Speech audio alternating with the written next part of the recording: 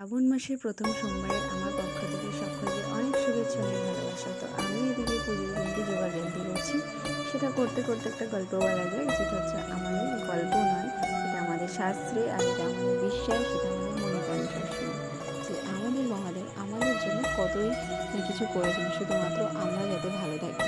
সমুদ্র মন্থনের সময় এই শ্রাবণ মাসে যে বিষ বেরিয়েছিল, সেই বিষটা কিন্তু একমাত্র পান করেছিলেন অতগুলো দেবতার মধ্যে আমাদের সবচেয়ে প্রিয় দেবের দেব মহাদেব।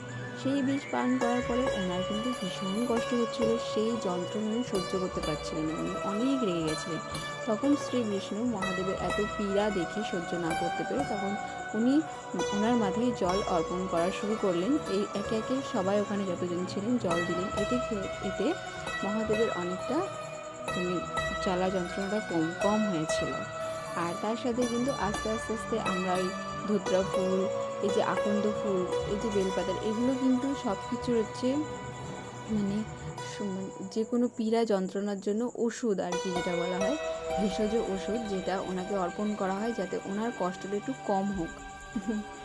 তাই তো বলি উনি কেন দেবের দেব মহাদেব, ওনার জন্য আজকে আমরা ভালো আছি। উনি সবসময় আমাদের ভালোর জন্য সব কিছু করেছেন। তো এদিকে দেখো বলতে বলতে কিন্তু আমার পুজো হয়ে গেল। আমার কাছে কিন্তু শুধু শ্রাবণ মাস বলেই নয়, আমি শ্রাবণ মাসের জন্য স্পেশালি প্রতি বছর খুব অপেক্ষা করে থাকি। আমার মাসের মধ্যে 12টা মাসের মধ্যে শ্রাবণ মাস মানে আমার পার্সোনালি খুব ফেভারিট। আর প্রতিটা শ্রাবণ মাস বলো, প্রতিটা মাস বলো, প্রতিটা সোমবার, এমনকি প্রতিটা দিন, সব কিছুই আমার কিন্তু মহাদেবের জন্য, ওনাকে উৎসর্গ করে হয়। তো এদিকে বলতে বলতে আমার কিন্তু পুজো শেষ হয়ে গেল। তারপরে কিন্তু পুজো দেওয়ার পরে মন্দিরে চলে গেছিলাম। পুজো কিন্তু সবসময় বাড়িতেই শান্তি করে দেওয়া হয়, মন্দিরে শুধু দর্শন।